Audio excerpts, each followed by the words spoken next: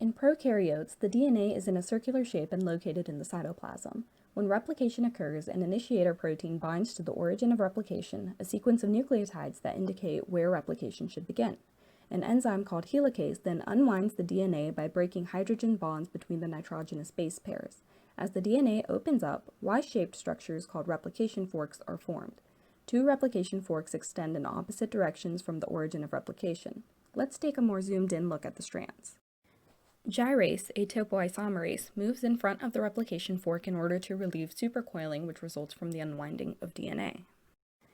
During this unwinding process, single-stranded binding proteins also coat the single-stranded DNA in order to protect and stabilize it.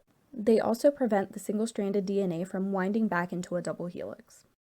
The next step in the process is for primase, a type of RNA polymerase, to come in and add RNA primers. Since DNA polymerase is only able to add nucleotides in the 5' to 3' direction, these RNA primers provide a 3' OH group for nucleotides to be added to. A phosphodiester bond between the 3' OH end and the incoming 5' end of the next nucleotide is formed, allowing nucleotides that are complementary to the DNA strand to be added to the new chain by DNA polymerase III. Since DNA polymerase can only add nucleotides in the 5' to 3' direction, we would have a problem at the replication fork. During replication, the strand being synthesized that is complementary to the 3' to 5' parental strand has no issues as nucleotides can be added to it continuously. This continuous strand is called the leading strand. But what about the other strand? How is the complementary strand to the 5' to 3' parental strand synthesized? Well, the answer is RNA primers. RNA primers are added repeatedly as the replication fork extends, providing a free 3' end for nucleotides to be added to. This results in multiple discontinuous fragments of DNA being formed called Okazaki fragments. The complementary strand with the Okazaki fragments is called the lagging strand.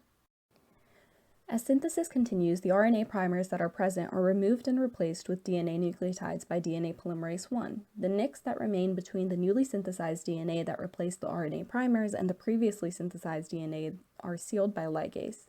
DNA ligase forms phosphodiester bonds between the 3' OH end of one fragment and the 5' end of another, sealing the gaps. Once the DNA has been replicated, the two copies of DNA move into two different cells during cell division.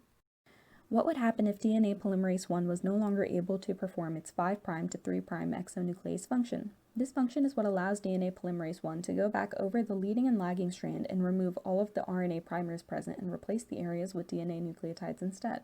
If it was no longer able to perform this function, RNA primers would remain on the replicated strand of DNA. This leads to problems as RNA has uracil instead of thymine, and this change in base can lead to mutations. The DNA passed from parent to daughter cell also would not be identical. The presence of an additional OH group due to the ribose sugar instead of the deoxyribose in the backbone would also lead to problems. And that is an overview of how DNA is replicated in prokaryotes.